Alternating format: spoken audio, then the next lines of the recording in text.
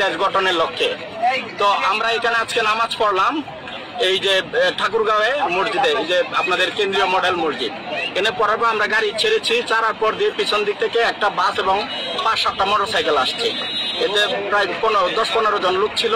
তারা এসে আমাদের গাড়িকে এমন ভাবে একটা চাপ দিচ্ছে, ধাক্কা দিয়েছে, যেটা ওই ব্রিজে দেখেন কতটুকু উঁচু, ওইটার উপরে ওইটা র্যালি থেকে বাড়ি গায়ে আমরা এসব মানে আবার ভিতর রাস্তা পড়ছি। ঠিক আছে, অর্থাৎ বোনাস বেঁচে আছে, ওরা আমাদেরকে মেরে ফেলার হুমকি ছিল। বিশেষ করে এই আমাদের গাড়িগুলি, আমাদের গাড়িতে কিন্তু ওই যে সাজ্জিদ সালম ভাই ছিল, হ্যাঁ, এবং আক্তার ভাই ছিল। ওরা ভাবছিল যে আমাদের এই গাড়িটা মনে হয় তারা আছে, তাদেরকে মেরে ফেলার জন্য তারা এই পরিকল্পিত একটা ইয়া নিয়েছিল। কিন্তু তারা আমাদের এই গাড়ি ছিল, তারা আগে চলে গেছে। এরপর এসে এখানে যখন আমরা থামলাম তখন আমাদেরকে অতর্কিত ভাবে মারধর, হ্যাঁ, মানে পরে নাই, আবার 2-3 মিনিটের মধ্যে সবাই নাই।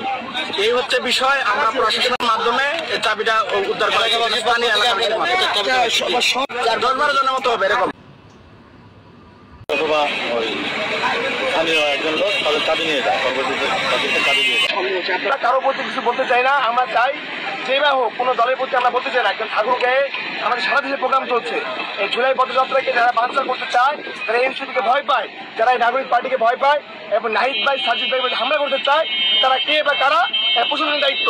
এবং মিডিয়া ভাইকে বলবো, এই দোষীদের ছবি আমাদের কাছে আছে, ভিডিও আমাদের কাছে আছে, তাদেরকে অতি দ্রুত খুঁজে বের করে তারা তাদের পরিচয় চিহ্নিত করুন এবং তাদের পিছনে ইন্ধন কারা, কোন দলের নেতারা তাদেরকে ইন্ধন দিয়েছে, তাদেরকে আইনের আওতায় নিয়ে আসুন। ধন্যবাদ। তাদের কাছ থেকে